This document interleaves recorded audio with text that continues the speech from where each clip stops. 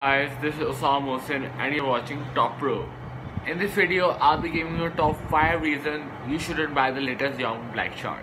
Coming toward the first biggest reason is the removal of headphone jack.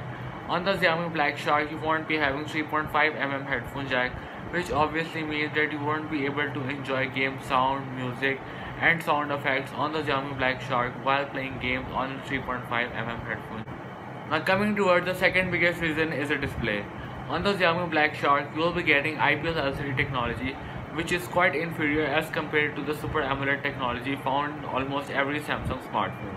The Super AMOLED technology offers much more vibrant colors, deep contrast, better viewing angle, and a better sun legibility as compared to the IPS LCD technology. Coming towards the third biggest reason is the expandable storage. On the Xiaomi Black Shark, you won't be able to expand your storage as it does not support micro SD card and you are limited to the internal storage of 128GB. Coming towards the fourth biggest reason is the water resistance.